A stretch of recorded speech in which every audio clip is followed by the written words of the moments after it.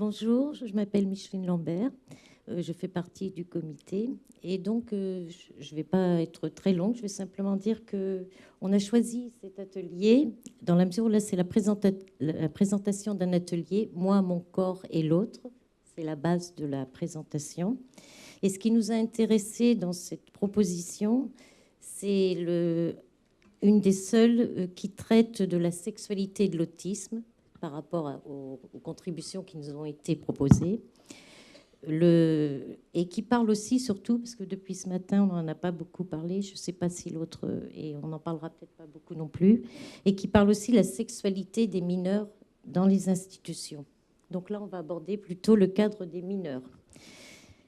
Et le deuxième aspect qui nous a paru aussi très intéressant, c'est que c'est une institution qui a mis la sexualité au cœur du projet d'établissement depuis 13 ans, c'est ça, depuis 13 années. Donc, qui vraiment réfléchit, élabore et surtout vraiment met en pratique après cet atelier que l'équipe va vous parler maintenant, dont l'équipe va vous parler maintenant.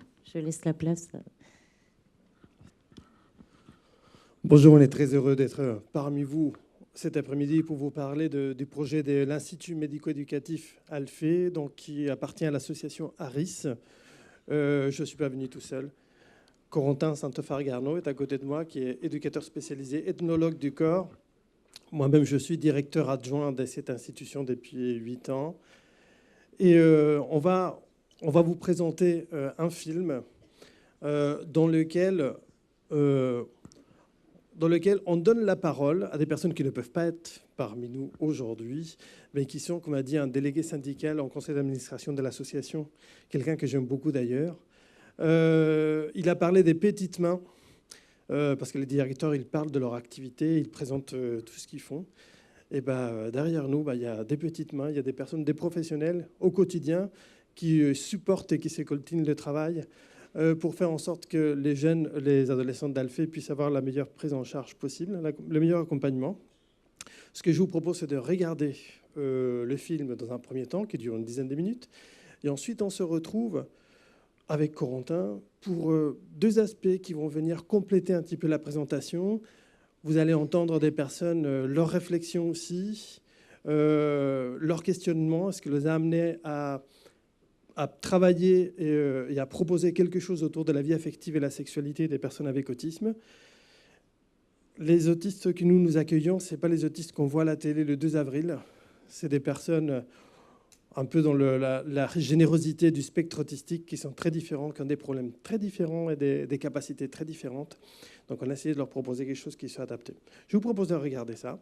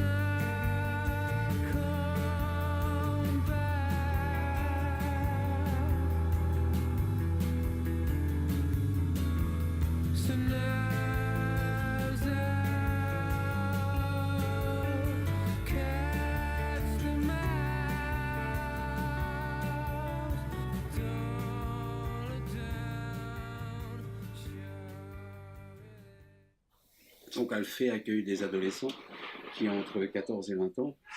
C'est vrai que pour moi, c'est une des préoccupations était qu'on avait affaire à des jeunes qui ont un développement physiologique pratiquement normal par rapport à la génitalité et que c'est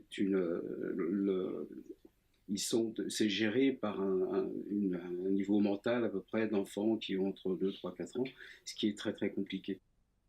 Ce sont quand même des jeunes qui sont perturbés par ce qui leur arrive, qu'ils ne comprennent pas. Donc c'est pour ça que pour moi c'était une priorité. J'ai demandé à l'époque comme mission principale à Sandrine Delève, donc, qui était psychologue, de prendre cette question en charge et de développer un projet innovant pour pouvoir répondre aux spécificités de ces jeunes-là. L'atelier Moi, mon corps et l'autre est né en 2003 et a beaucoup évolué depuis par rapport au profil des jeunes accueillis et au fonctionnement de l'institution. Les aspects novateurs au jour d'aujourd'hui, c'est qu'on a adapté le matériel vraiment au plus près des besoins des jeunes. À partir notamment d'évaluation pour certains, de recueil des demandes des familles et d'observation clinique. Donc on utilise des différents supports qui font appel aux différents modes sensoriels qu'ils utilisent. Essentiellement basés sur l'auditif et le visuel. On a mis au point, par exemple, des modules spatiaux. On appelle ça comme ça. Donc, c'est des boîtes qu'on a construites pour représenter les différents lieux de l'institution ou de la maison, puisqu'il y a la chambre, la salle de bain et les espaces communs, et les toilettes, qui sont les lieux d'intimité. Donc ça, c'est pour qu'il y ait une représentation visuelle de l'espace. Pour ceux qui y ont accès, bien évidemment, car ils n'y ont pas tous accès. On travaille aussi avec des poupées qui étaient déjà existantes depuis le début de l'atelier, qui permet la manipulation. Avec les modules spatiaux, on est vraiment dans la manipulation du matériel. Et on s'appuie aussi sur des pictos qu'on a construits essentiellement pour Moi, mon corps et l'autre, d'autres qui étaient déjà existants. On utilise également la vidéo avec un film qu'on s'est procuré. Donc c'est une vidéo qui met en scène des marionnettes. Donc on peut reprendre les scènes du film avec les poupées. Donc on allie le visuel, la compréhension. Les atouts de Moi, mon corps et l'autre aujourd'hui, c'est d'avoir fait... Alors c'est un atout et en même temps c'est quelque chose qui questionne cette année. On a constitué cette année des groupes homogènes, c'est-à-dire des jeunes qui se ressemblent, qui ont les mêmes modes de communication et les mêmes niveaux cognitifs, entre guillemets, les mêmes compétences, on les a regroupés. Ce qui facilite le travail par rapport aux outils, mais ce qui, d'un autre côté, a généré des effets de groupe, surtout pour ceux qui n'ont pas le langage, autour de tensions, d'angoisse et de violence. Il y a un groupe avec des jeunes qui ont tous accès au langage, et là, il y a un aspect novateur cette année qui est de favoriser l'expression, c'est-à-dire qu'on fait des groupes classiques, comme on faisait auparavant en abordant toutes les questions de l'intimité, de la sexualité, du sexuel ou de la sexualité.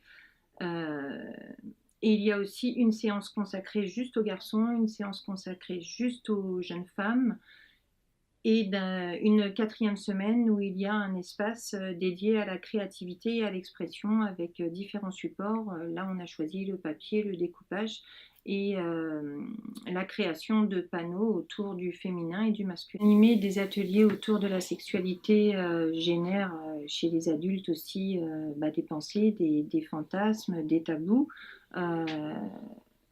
On a quelques temps pour en discuter ensemble entre personnes qui animent et co-animent. Mais c'est vrai que c'est toujours une question institutionnelle qui est toujours difficile à traiter. On avait deux jeunes, donc une jeune femme et un jeune homme, dont on a pu observer que leur relation avait évolué. Donc d'une relation amicale, ça s'est transformé en une relation amoureuse. Et en fait, on s'est rendu compte qu'il y avait quand même quelques petits débordements de bisous sur la bouche, un peu à droite à gauche. Et là où je me suis aussi posé la question, c'est que ce jeune homme avait embrassé sur la bouche une jeune femme qu'on avait en stage d'observation et qui partait, c'était la fin de son stage. Mmh. Et en fait, il lui fait un bisou sur la bouche devant ses parents.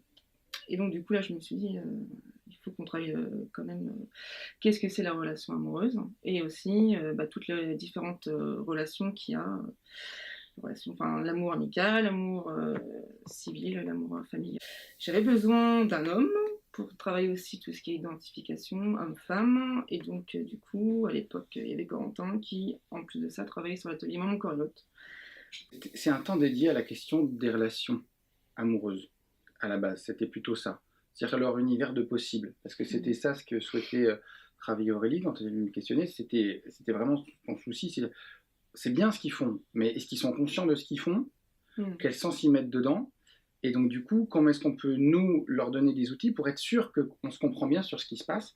Et puis, on s'est rendu compte avec Caroline aussi, qui a, leur faire comprendre qu'ils avaient le droit de plus s'aimer à un moment, qu'il y a des moments aussi où il y a un autre jeune homme qui était un petit peu dans une sorte de relation amoureuse avec Caroline.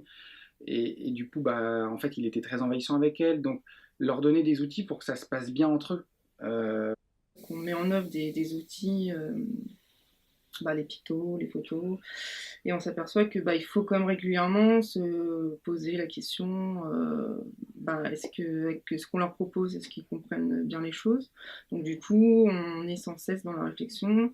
Qu'est-ce qu'on peut mettre en place en plus pour les aider à comprendre les évolutions de les relations, aussi ce qui se...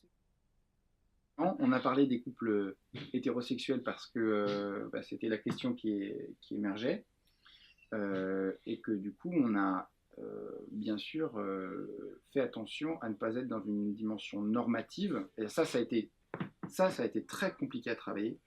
Leur faire comprendre que ce sont des amours qui sont possibles, homo et hétéro, mais que nous ne leur imposons pas. Là, et que ça, en plus, parce qu'il y a des questions qui sont posées entre des différents jeunes, et jeunes femmes d'ailleurs. Jeune femme et éducatrice. Oui, c'est vrai, tu as raison, jeune femme et éducatrice. Et donc faire comprendre que la relation amoureuse femme à femme, c'est autorisé, mais que femme à femme, dont une est éducatrice et une est jeune, c'était interdit. Et faire comprendre que c'est pas la même chose, c'est pas pratique. Hein, parce que... Et puis dans tous les établissements où on est passé, qu'on a parlé un petit peu de notre travail, ce qu'on observe, c'est que la plupart des professionnels sont très très mal à l'aise par rapport à cette question-là, dans la mesure où c'est évident que ça renvoie à notre propre sexualité et toutes les difficultés qu'on peut avoir, comment nous-mêmes avons vécu la rencontre du corps de l'autre, la masturbation ou les interdits qu'on a pu avoir. Donc automatiquement, c'est une question qui traverse les équipes. Et je pense qu'il ne faut pas croire que c'est une question qui est facile, même si on l'a vraiment gérée au niveau de l'établissement. Mais si on regarde un petit peu comment ça s'est passé toutes ces années, on se rend compte que même à Alphée, où la question pour moi c'était clair, il fallait absolument la travailler, il n'empêche que Sandrine Denèvre a beaucoup galéré pour pouvoir maintenir cet atelier, pour qu'il puisse y avoir une cohérence au niveau de l'équipe, pour que chacun se saisisse de cette question-là. Donc on voit bien que ce n'est pas une question simple. Ça ramène à tout un tas d'interdits pour lesquels, à la fois sociaux, et puis à la fois personnels, où les autres, chacun de notre vécu. Comme en tant que jeune homme, en tant que se placer par rapport à ses pairs, par rapport à sa famille, on peut assister à des comportements que nous, on pourrait imaginer d'un ordre sexuel, avec une attirance sexuelle, mais qui est dans une recherche de l'autre, du même, du corps et de la construction corporelle et sexuelle qui l'accompagne.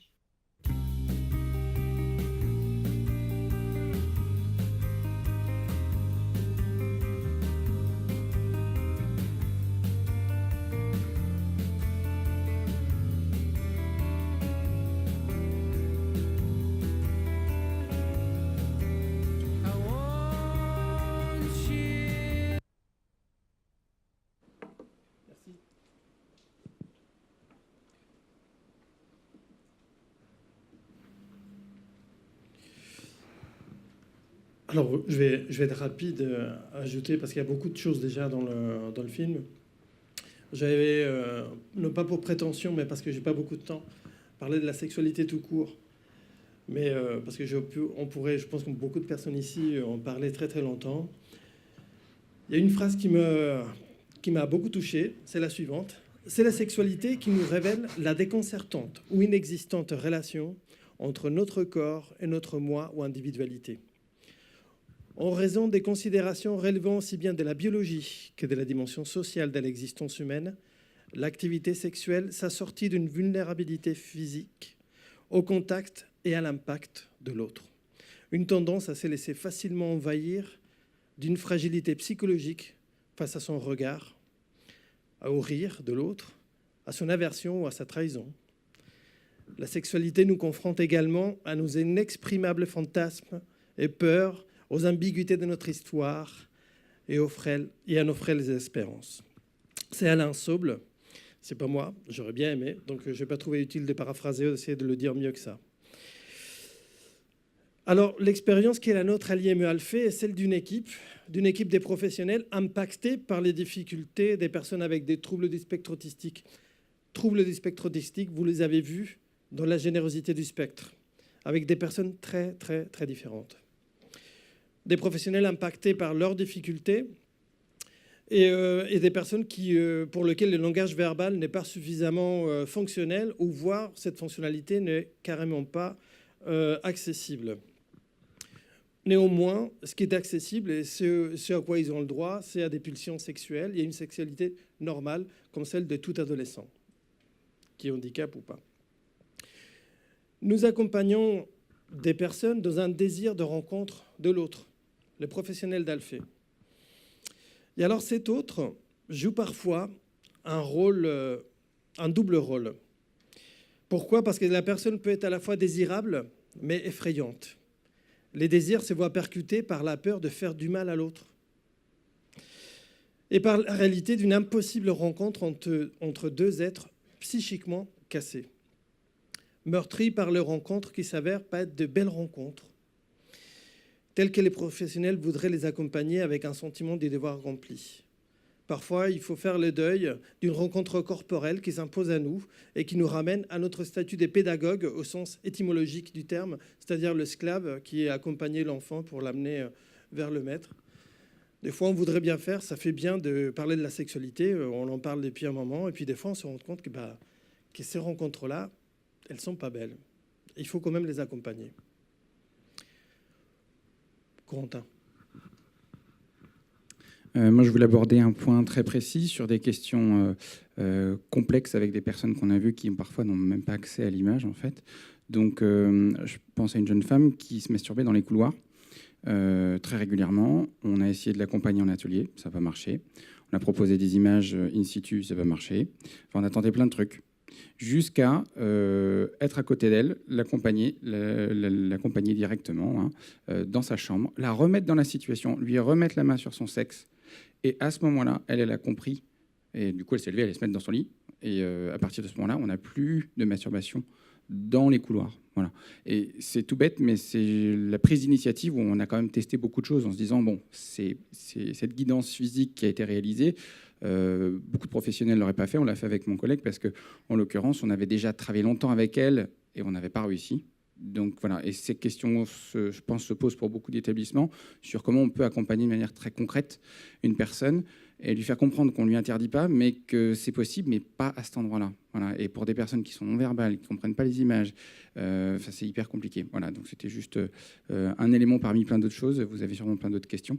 Donc je ne retiens pas le micro plus.